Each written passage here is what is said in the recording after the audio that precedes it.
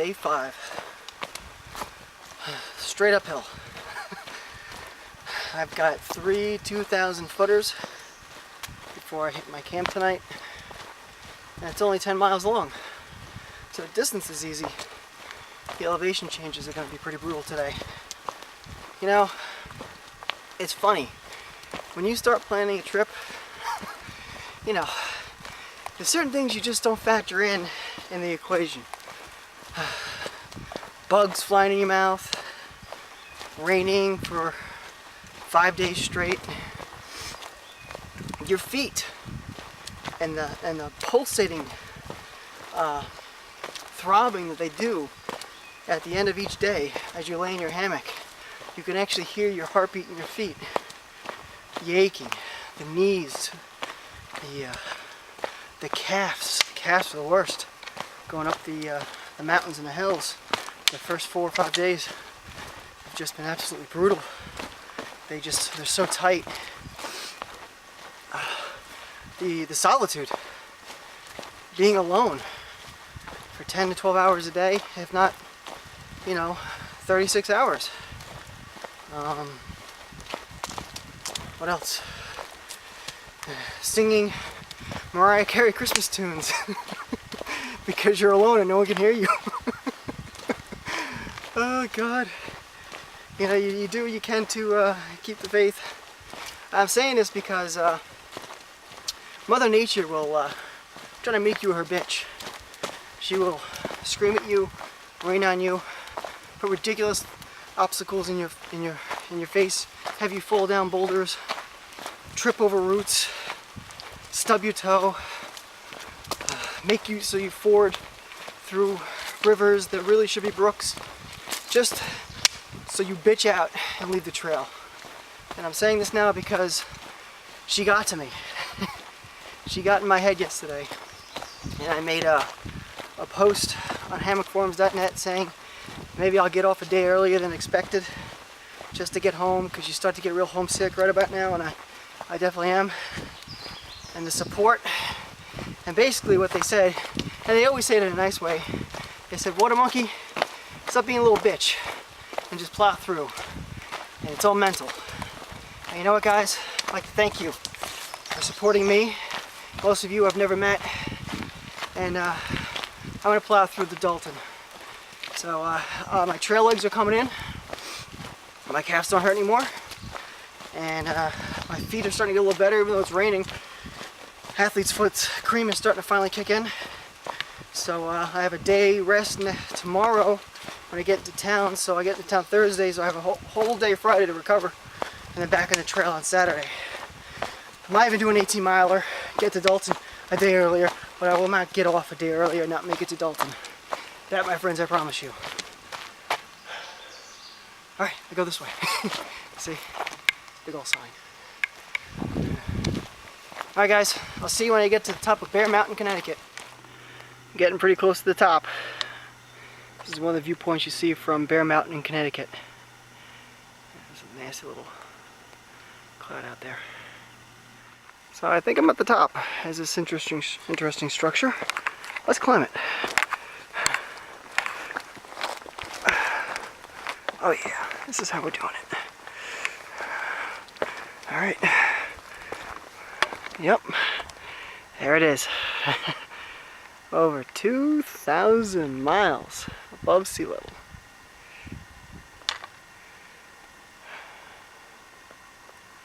That's pretty cool. Sages Ravine. On my way to Massachusetts. Massachusetts. It's gonna hop along. I'm enjoying myself. Yeah. Massachusetts is this way. Yep. Here is Sages Ravine's campsite, which I will not be staying here. However, this place has perfectly spaced trees for hammock hiking. If you're in the Connecticut region and wish to have a nice flowing river and good trees, Sages Ravine should be the place for you. I, on the other hand, am going onward. Well, Sages Ravine's terrain is a little rough, and you gotta be vigilant. The minute you lose your concentration, you will trip and practically plant your face into the mud like I just did. But it's nice. A sideward profile of my big nose. Almost slammed into a rock. It got really cold last night, second night in a row. And how do you know it got cold? Well, I woke up at 3 o'clock in the morning, shivering and completely starving. That struck me as surprising because I ate a crap load of calories last night. Probably upwards to 1,000 calories. Oh, dude, check this out. See that? Oh, that's nice. Upwards to 1,000 calories last night. And I woke up hungry and shivering around 3 o'clock in the morning. Which means my body was pumping out calories to keep me warm. So I had to wake up and stumble my way to the bear box, grab some crackers and munch on those, and then I slept the rest of the night fairly okay after I stopped shivering and got some heat back in my system. But hopefully it warms up. It's supposed to warm up today and hopefully the rest of the weekend. Maybe clear up too. Anyways, just walking along, doing my journey.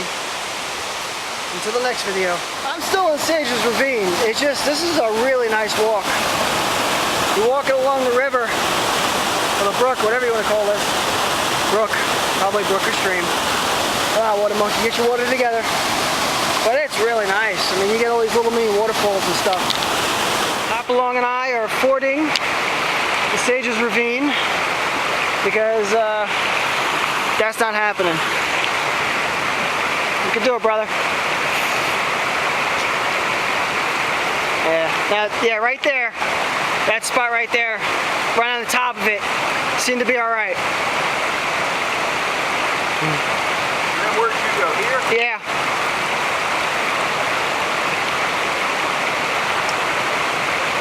That wasn't so bad, right? I didn't look too bad. All right, now we're on. Welcome to Massachusetts. And it got me. It got me good. As you can see, my feet are soaked for the 5th day in a row. That's gonna go well for my athlete's foot. All right, today I'm hiking these things dry. So I'm assuming it doesn't rain and maybe I'll get some sunshine. And Hopalong's just not sure about this. He's trying not to get his feet wet either, but I think he's gonna fail just like me. Hope he doesn't. All right, moving on.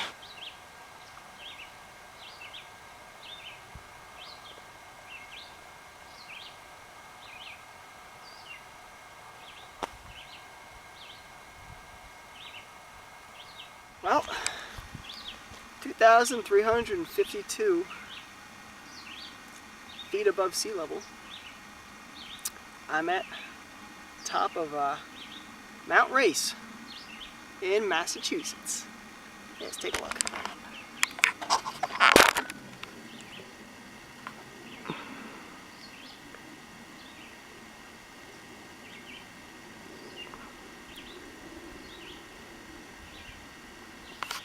This really doesn't do it any justice. And I'm getting a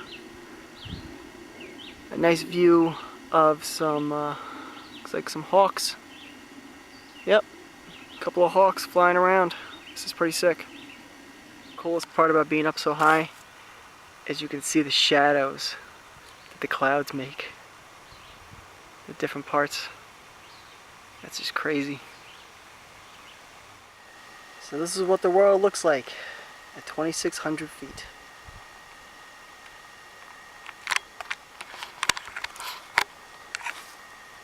I believe I could fly. I believe I can touch the sky. I think about it every night and day. Mount Everest blew my lungs away. I think I'm gonna die.